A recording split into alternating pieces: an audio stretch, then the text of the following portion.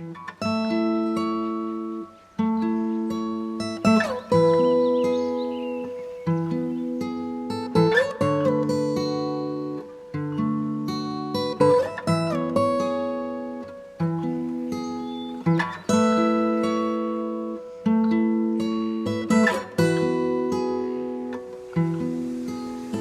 have these moments of realization every once in a while. They just kind of pop up. So often it's when I wake up in the morning or on a birthday. Like, oh, I'm still here.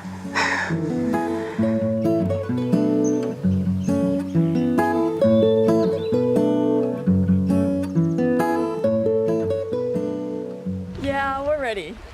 We're ready. It's a beautiful day to be here. I was a participant, yeah. I had prostate cancer. Now I'm a volunteer.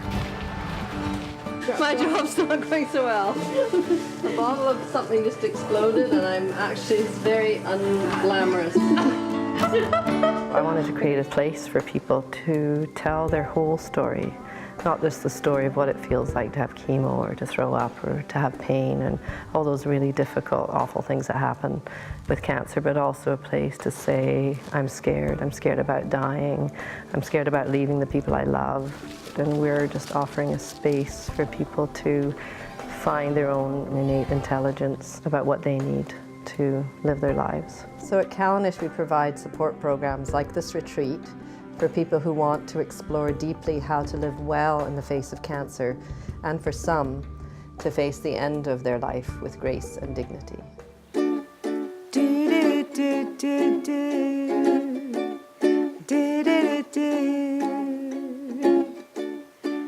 This is our 73rd retreat. That makes us feel old. But actually each retreat, I think I've probably always felt the same way at this point, that beginnings are really important. And in our community we do actually really take time with how we start and how we end. All our relationships really, and because there's a lot of endings in our community, obviously through illness. The beginning is also the way we establish that kind of rapport and the beginning of trust. We wait in the parking lot for however long and then we greet them. It's always a really special part. So this is kind of a full circle moment for me, because I came on this retreat 8 years ago maybe now, and my dad is actually driving. It's really sweet to know that he's going to be the car that's rounding about the turn soon with all of the participants. Here they come. Oh, yay!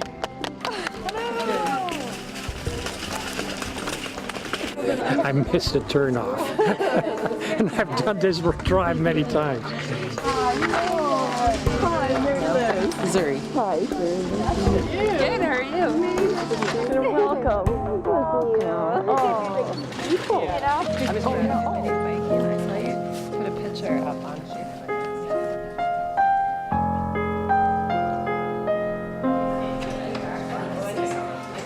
I think strangely enough, working with this population actually it's very inspiring. We just really love to just welcome people and then take them to their rooms and show them the property and just start to kind of orient them to where they are, and that's just a nice way to start together here. Today we're having mulligatawny soup, which is a Scottish soup that's probably our favorite. I've been strengthened to see how much young adults are so self-reliant, like they have so much within them to help them through these really difficult times. I have a lot of trust in them. So I'm there as a support, but I also know I don't need to jump in and rescue them or I have all the answers. So I think that's helpful in my work.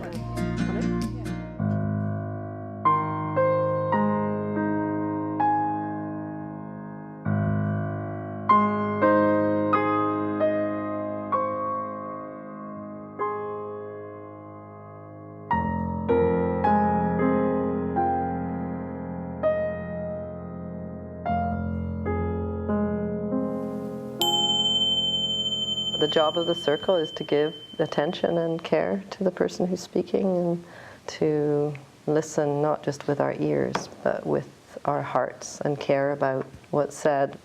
Caring about it is more important than understanding it. There's no right way to do this. So I think there will be so many of your questions answered in this process of listening for this next 2 or 3 days to each other, and to really deepen that understanding of one another through that quality of loving attention. In every introduction, there's permission. So there's permission to not speak, not share, not even do the process. So I think that's again about safety. People give each other courage. I suffered for about approximately 3 years before they could figure out what was wrong. There was multiple tumors in the breast, and there was multiple tumors in the liver, but the 3 largest tumors were over 7 centimeters. You know, that spread of cancer, it was inoperable, and there wasn't much they can do because it was so aggressive and it was so advanced. He was very negative and very pessimistic, and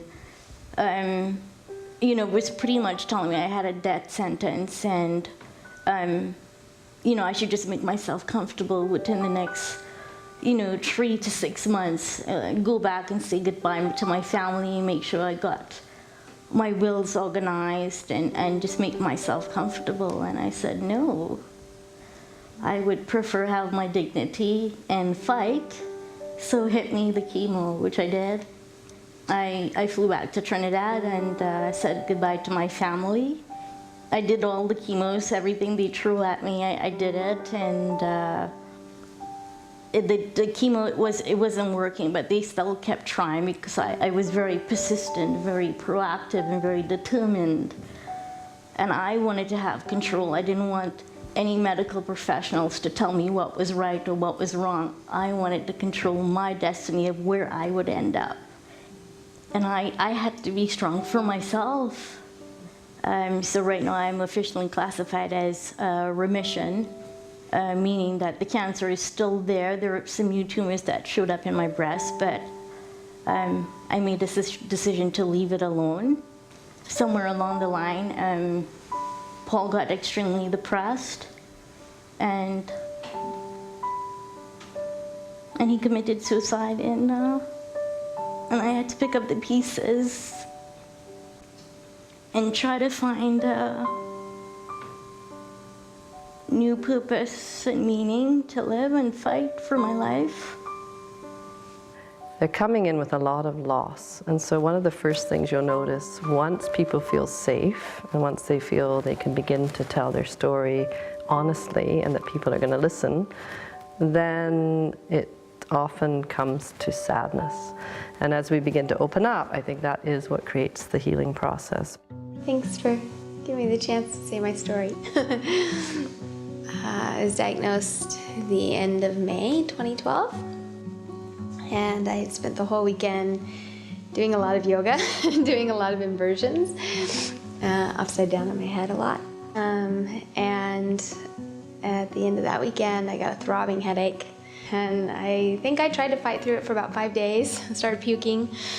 And it was like, okay, so my husband took me to the ER, and they did a CT scan. And at first they came back and said that I'd had a stroke. And they tried to do all the tests, but I was still really strong, so they couldn't understand. My left and my right side were fine.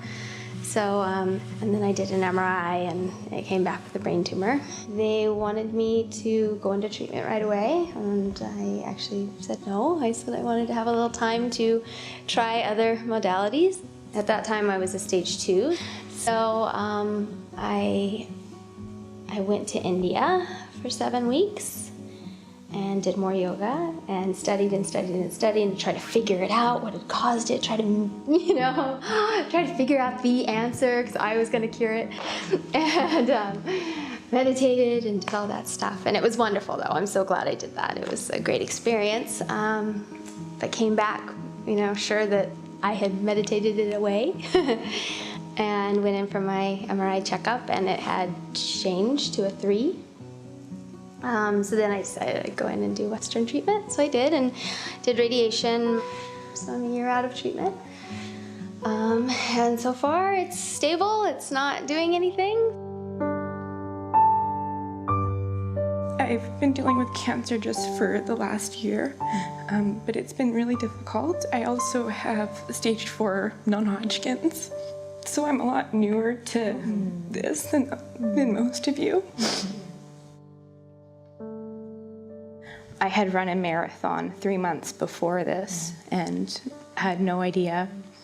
And they told me I had a few weeks to a few months to live. Your brain tumor is not curable, almost impossible to cure, and I've never been in remission. I was diagnosed in 2010 with non-Hodgkin's lymphoma, and I was finishing my final exams, I think, third year.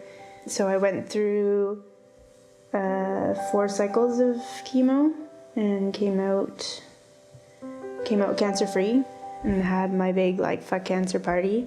In December of that year, I was actually in Paris and got my relapse. So they had told me the cancer came back, this time isolated to my brain. And that was terrifying because the first part of my cancer was, I cruised through it. It was easy. And then the second part was brain tumor, couldn't use the left side of my body, was in a foreign place, and so came back. And I'm technically not cancer-free, but I'm stable is what they tell me. There's still something up here, but it's more or less behaving. So I think there's so much grief that it's hard to get to the end-of-life discussions. It's hard for them to be present with that naturally. So the retreats help. They help people work on their grief, their fear, in a safe way with others who are in the same situation. The kitchen's open to everyone. Welcome to the Callanish kitchen. First time in the kitchen, so I'm doing some duties I know how to do, like boil water. So there's so many things that are given to us, including people wanting to come back and wash dishes. And I always say we have the most highly qualified dishwashers. We have physicians and nurses and social workers, and head of the patient and family counseling at a cancer agency came and washed dishes for a retreat. What Callanish does, the way I view it, is it can be viewed in synergy with the rest of what the medical community can provide. There's a lot of downtime between treatments and a lot of downtime between investigations when you're left to your own mind. And that could be a very busy and crazy and scary place. So for me, what Callanish can offer is not in substitute, it's together with, and I think all of that together allows people to arrive in a healthy place, be it a healthy body or a healthy mind or both. I think that's a desire to be of service, and it's a desire to give back. And so a lot of people say, you've given so much to us, we want to give back in a small way. And so I think generosity is really the foundation of Callanish.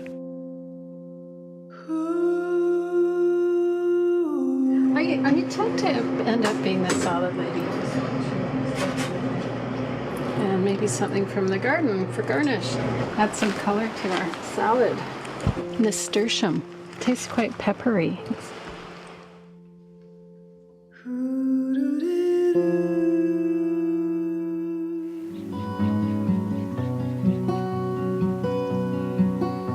Went through treatments and the regular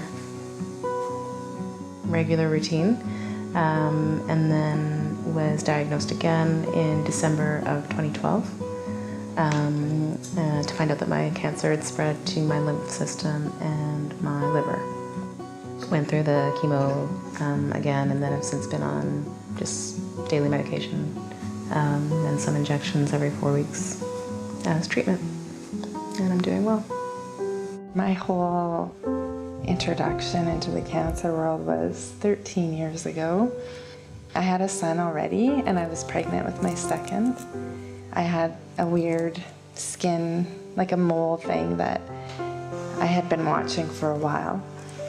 And I went in and had it removed and found out that it was melanoma.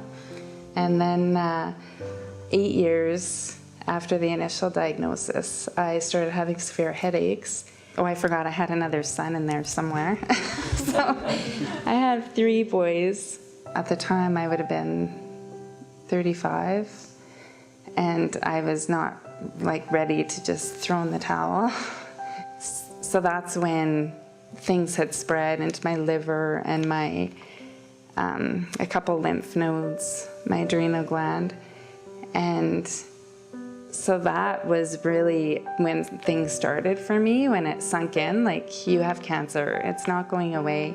They can't really do anything about it but try to keep it stable and extend your life as much as they can. And I guess in that time, like, I kept having brain tumors pop up. So I've had gamma knife surgery 4 times now. So yeah, now I just went for a scan, so I'm waiting to find out. Always in limbo, never know. So many people, you know, at this stage of life are, you know, their lives are all about careers and creating a family and all these dreams of the future. And suddenly when you're given this cancer diagnosis, that all just disappears and you're kind of alone. Nobody else your age is going through it. 2% of all cancer diagnoses a year are young adults, so it's very, very small.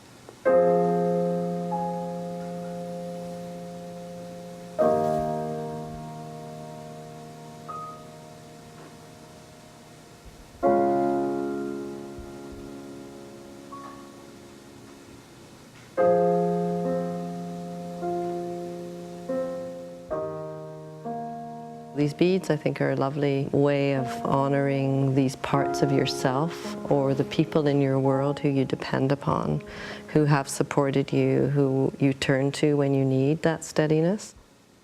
Choose a bead for each of those people.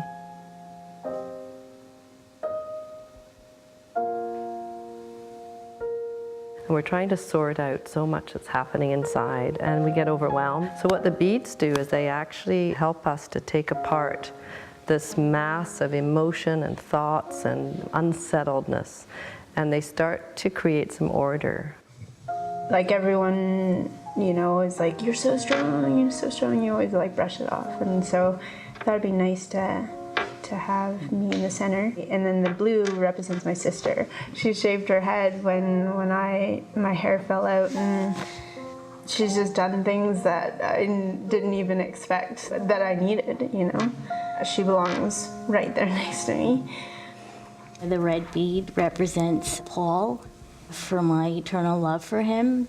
And I feel that even though he took his life, that I don't hold anger towards him, but, you know, that red just represents my love for him that would never die. And my 3 friends here. When I was told that I had, you know, weeks or months or whatever to live, Jamie and I were already engaged, and we were planning on getting married this month, but that kind of seemed to be not really in the cards, and planning a wedding wasn't really making much sense at the time. We decided that we wanted to get married then, so my 3 friends put together my wedding in a week. On Sunday, I was in the hospital getting chemo, and then the following Sunday, exactly 1 week later, we got married. The yellow one here represents my mom, and when I got sick, I was really amazed at how much I just really wanted my mom.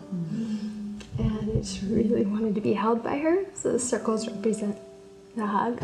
And she was amazing through my surgery, and she was so great. I don't know closer than I've ever been in my life. The wooden one represents trees and nature.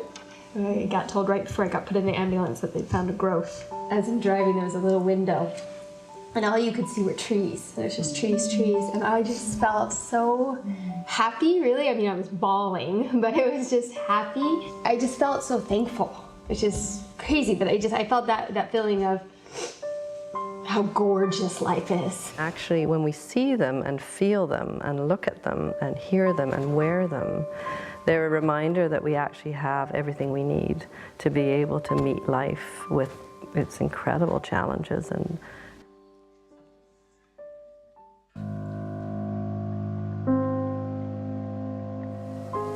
dinner.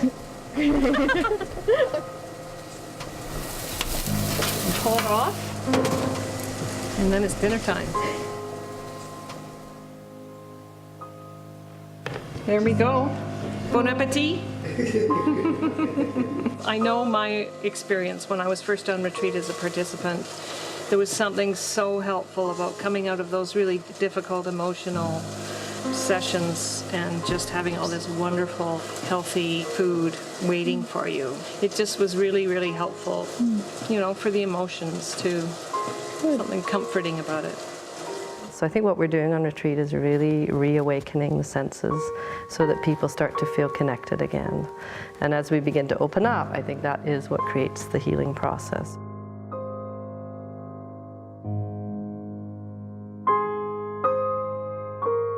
Welcome to our evening council. Sounds very official. It's really just a way to be together at the end of the day, like share maybe a moment that really stuck out for you or an insight. But really, there's absolutely no pressure to have to speak.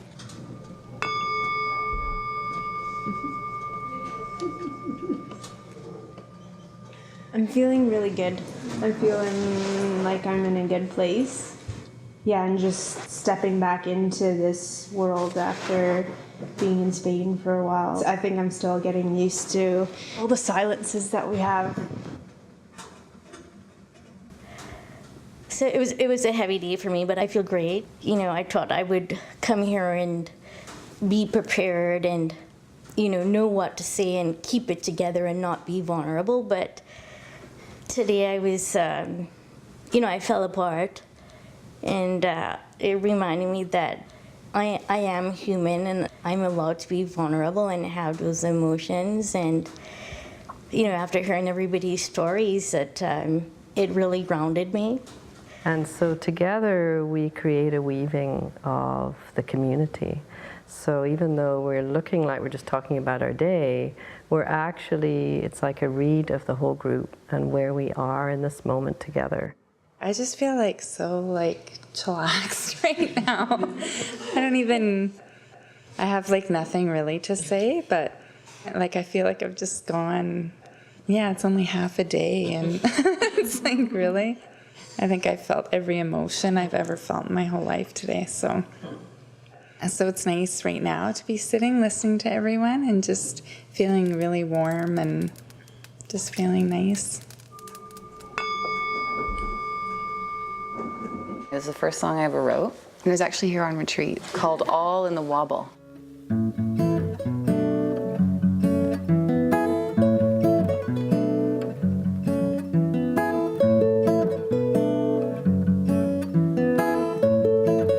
Singing together in communities has happened for centuries. You know, this is where many, many communities, especially in difficult times, all come together and sing as a way to be together. So give up thinking that it's any other way and just surrender to the rhythm of its sway. The rhythm of its sway.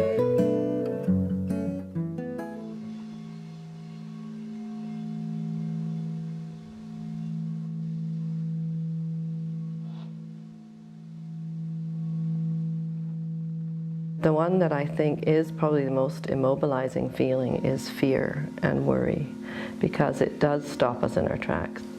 From my perspective, it's one of the emotions that we need to really help people with, because fear usually lives in the future and it's often based on the past.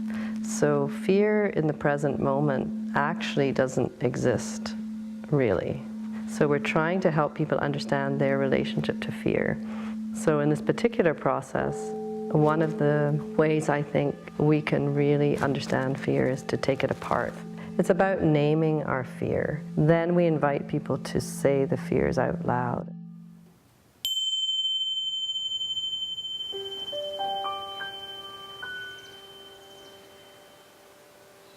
Fear is death and dying. Fear is my cancer returning and spreading. Fear is my marriage failing. Fear is not caring enough. Fear is not doing enough. Fear is my son feeling responsible for my cancer. Fear is not finding a job and not having the finances to support myself. I have made a decision that I was not going to do any more treatments. My fear is my family and friends are not giving me the respect and decision to allow me to do that. My fear is my new doctor. Fear of receiving bad news in ways that I don't agree with. Fear of breaking bad news to others. Fear of dying too soon or suddenly. Fear of going through menopause at the age of 29. Fear of causing others around me to worry about me and feel sorry for me. Fear of giving up hope that I can be cured. Fear of not being able to fulfill my life goals.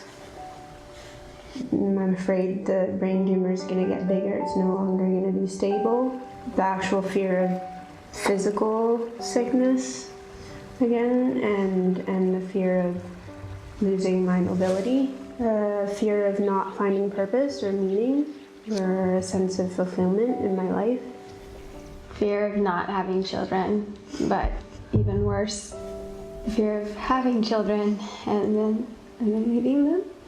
Fear of seizures, fear of future treatment, and then fear of not having future treatment available. A fear of losing the life that I want to live, losing the future because I die. I fear pain and suffering. I fear strokes. I fear losing myself. I fear the next treatment. I fear waking up one day and not remembering. I'm afraid of that dreadful scan, which sucks the hope from me. I fear leaving my boys motherless. I fear dying. I fear leaving my husband behind. I fear Jeff not being able to move on. I fear him moving on with someone that I don't like. I fear him moving on without me. Some people would ask us, why on earth would you take people into the territory of fear? Because fear in itself is so awful. So why would you spend a morning actually taking people through this process of fear? Well, the purpose of it is to actually bring it from the inside, outside. Externalizing the fear already brings you into a different relationship with it. And it's the first step to liberating yourself from fear and understanding what's real and what's considered virtual or something that's actually not happening right now. It's in our mind. So helping people to understand the relationship between their own mind and their fear. And that is incredibly liberating for people to understand that they have some sense of control over fear. And before you know it, there's a collective description of what it's like to live with a cancer that's being called incurable.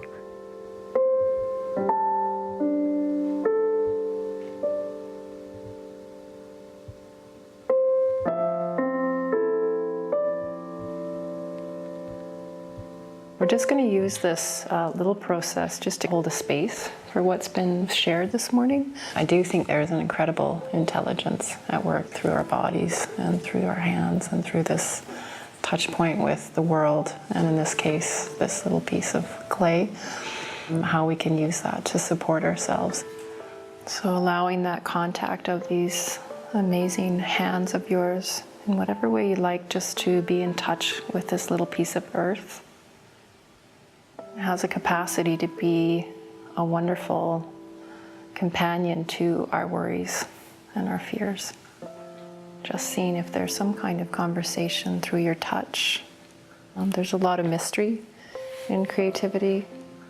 When you use something like art therapy, it's full of surprise and it's often full of delight. And so art therapy can be an incredible tool to gain insight into aspects of ourselves that we don't understand, that we try to figure out. But it's revealed.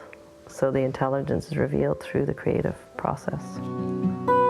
I feel more comforted and like I can let the fear sit somewhere else. I was thinking about balance. So how I integrated more of my left hand into this. I was really honest and open today, and I just spread myself out there to you guys, which I've never done. I just kind of drew a picture with some flowers and sunshine and clouds and me standing alone. Basically, I took the fears and I wrapped them up really small into a tiny little ball. I can let them go, the earth can recycle them, and I can choose that they're going to be tiny, and I'm not going to let them be big. It's interesting, I was talking about at the beginning of class how I've been always taught to sweep things under, and that's what I just did. I put it underneath, I buried it. The earth recycled it.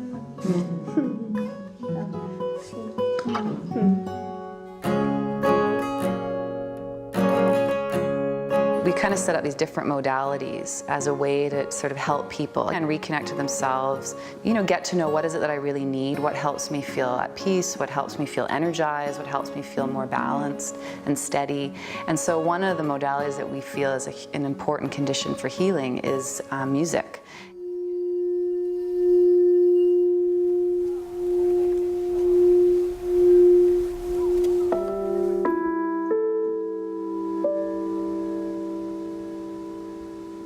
We have individual sessions with people, and in those sessions, it can go a lot of different ways, but what's tending to happen is people are coming in and we're almost, I was saying today, I think, it's almost like we're being detectives or sleuths in that we're asking questions with people to see what they love with music, how they connect.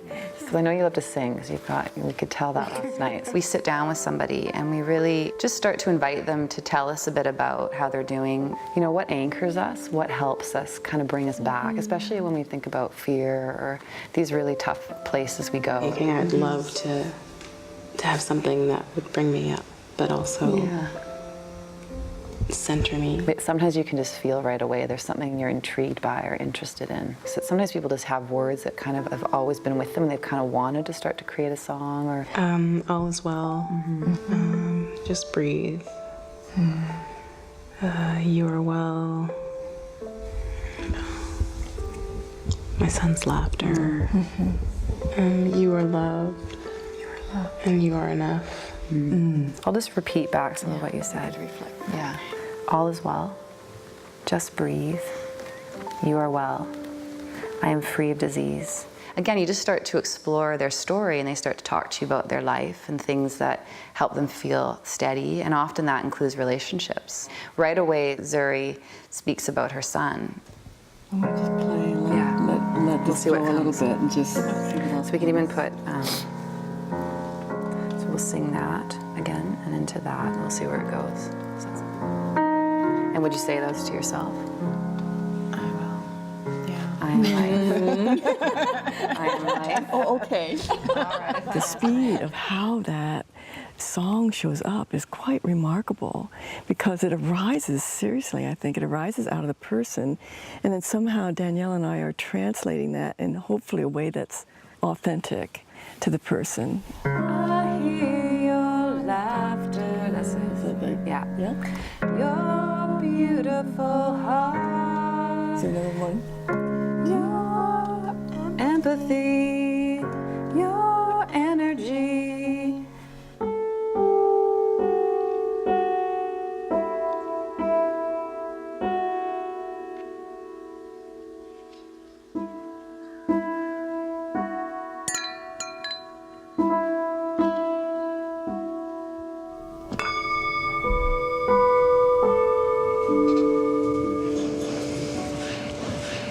I was just thinking, we're all sitting here quiet, and I'm like, boy, I wish my family functions were like this. Let's all just sit and be together. We don't need to talk. After the relaxation, like something was still stuck. Like, why is this still here? I need to get rid of this. And I mean, although it was a lots of like tough stuff thinking about and talking about today, there were so many moments, like different conversations. So hopefully tomorrow I'll wake up and feel lighter. That exercise we did this morning around fear was definitely very emotionally heavy. It was good as much as it was very hard and draining. It was good to voice some things that I just had never, ever put out there before. This year's been really difficult because I completely stopped running just because of my treatments and the nature of things. So 2 months ago, I could barely do 4 laps around the hospital ward, and I was really happy to be on the trail today walking and thinking about the possibility of maybe running in a race again. So I have all these ideas of things I want to do, and I was getting really excited. Oh, and I also wanted to show you guys all my head because it's been really hard for me to do. I showed a couple of you guys today, and you made me feel really okay with it. So thank you.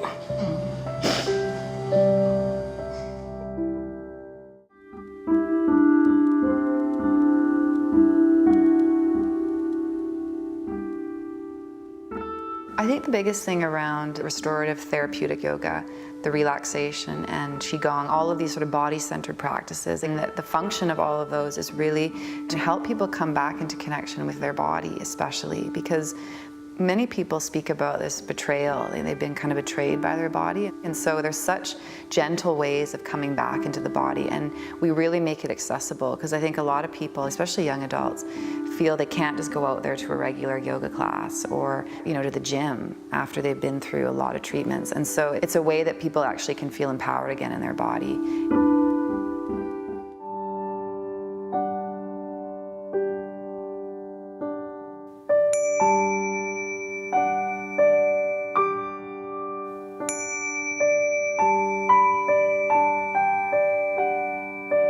So one of the things I think is incredibly important is to help people reignite with their hopefulness. And it doesn't mean it's about length of life or even survival, but it's a basic human instinct to wish for something good for yourself, for the people you love. And then I remember being in the hospital room, it was probably like a couple months later, and thought, I surrender. And I said it to my mom and my brother, and it wasn't like I was giving up, actually. It was the first time I think I started to re-engage with hope. My life is full of possibilities. So we're going to use these rocks as a resource for ourselves. We thought it would be wonderful as a community to really honor your wishes for yourself and your intentions for yourself. And to do that by witnessing one another in what it is you wish for yourself. I think that physicians worry about false hope and denial probably more than we need to. I think that comes from our training, and it's this ingrained feeling in physicians. But I also think that there is a role for hope, and I think there's a role for hope in healing, and I think it helps us to have hope. I think that we need to hold the hope and tell them that we'll be there for the difficult conversations too.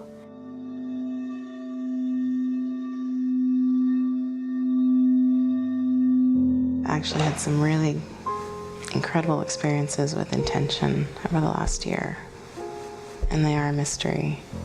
I don't know how this works. I can say that it does work. So to do this in this setting as a group and share these intentions is amazing. As I was looking at them after, I realized that all of them are opposite of one of my fears that I had written down yesterday. So each one of them is the exact opposite. And I just noticed they sound a lot nicer when having hope for these things and than fearing the opposite. Interesting exercise. So my first one, I wrote love.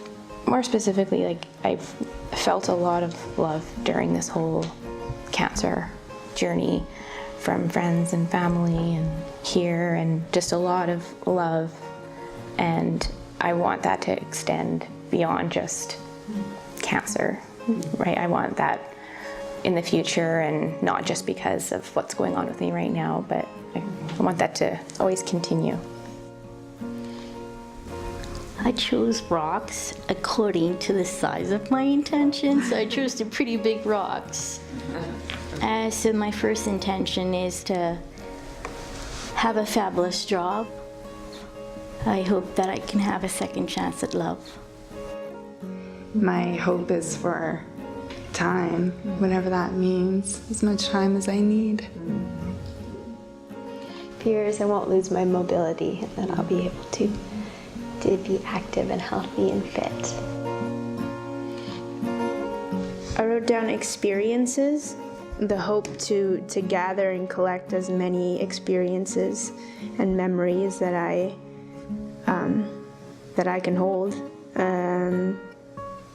The most random, the most rewarding, the most heart-wrenching, the most crazy experiences, because with that comes knowledge and insight and intelligence and humility.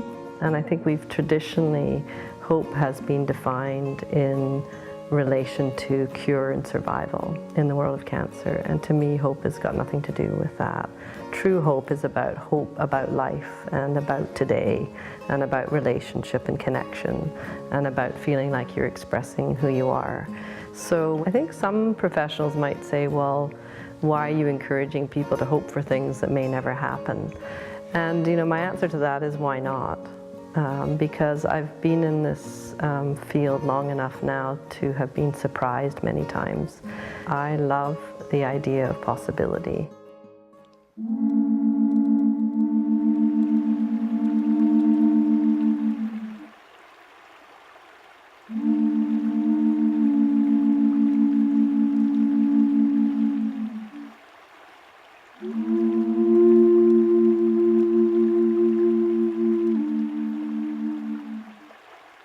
Place your rocks any way you want to, in the water, on the side, but just intuitively know where you feel like your rocks need to go, which ones need to be left here, and if you need to keep any of them too. So just trust your own self with that. And you're creating this really as a group, so thinking of yourself placing them in this larger group intention and with all of our support.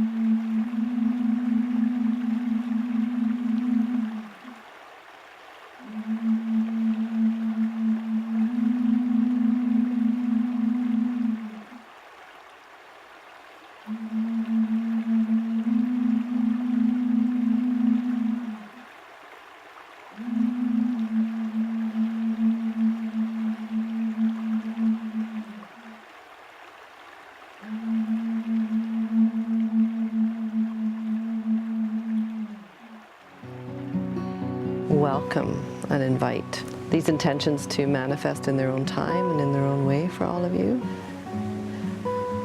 We just ask for help and energy from the elements, from this beautiful creek, through the seasons, and all the creatures that will wander and read in their own way.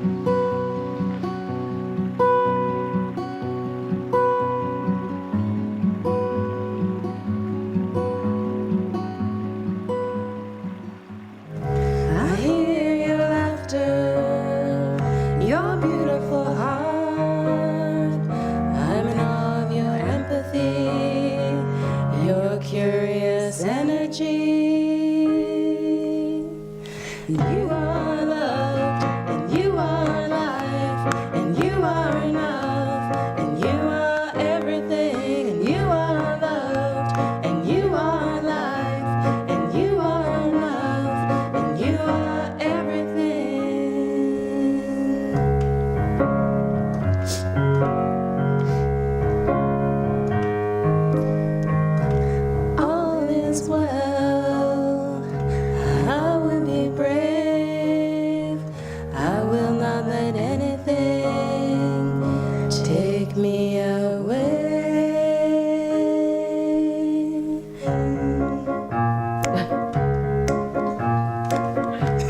you.